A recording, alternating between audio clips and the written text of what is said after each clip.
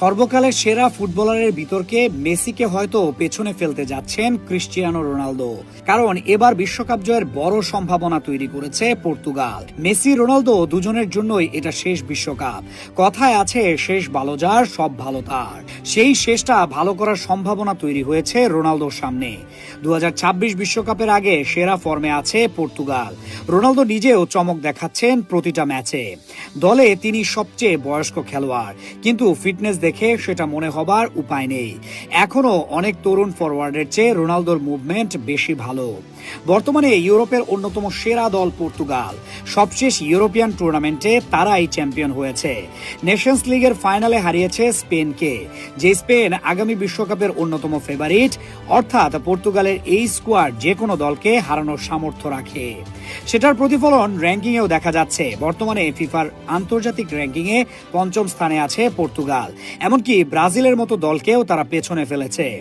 এক সময় যাদের একমাত্র তারকা খেলোয়াড় ছিলেন ক্রিস্টিয়ানো রোনালদো, এখন সেই দলে আছে বেশ কয়েকজন বিশ্বসেরা ফুটবলার। যেমন পিএসজি মিডফিল্ডার ভিতিনহার কথা বলা যায়। বর্তমানে সেরা মিডফিল্ডারের তালিকা করলে ভিতিনহা প্রথম দিকেই থাকবেন। পর্তুগাল স্কোয়াডের অন্যতম ভরসা তিনি।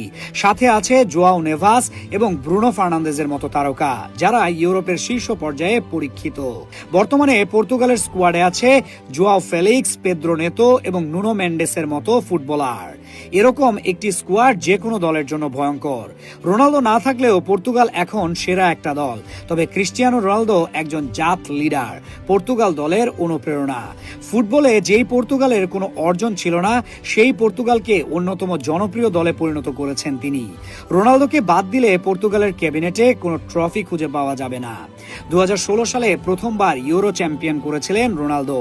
এর 2 বছর পর জিতিয়েছেন নেশনস লিগ। সর্বশেষ এই বছরেও তার হাত ধরে এসেছে নেশনস লিগ শিরোপা। পর্তুগালের ফুটবল ইতিহাসে শ্রেষ্ঠ সব অর্জনের সাথে জড়িয়ে আছে রোনালদোর নাম। যদিও আক্ষেপের জায়গা একটাই, বিশ্বকাপে এখনো সাফল্য আসেনি। এটাই রোনালদোর ক্যারিয়ারে বড় অপূর্ণতা। সর্বকালের সেরা ফুটবলার বিতর্কে এক সময় তিনি এগিয়েছিলেন আন্তর্জাতিক শিরোপার কারণে।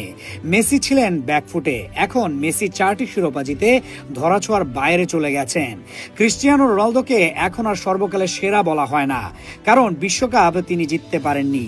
কিন্তু এবার সেই আক্ষেপ দূর করার ভালো সুযোগ সামনে এসেছে। সাম্প্রতিক অতীতের সেরা ফর্মে আছে পর্তুগাল। এরকম দুর্দান্ত একটা স্কোয়াডের সামর্থ্য আছে বিশ্বকাপ ফাইনালে যাওয়ার।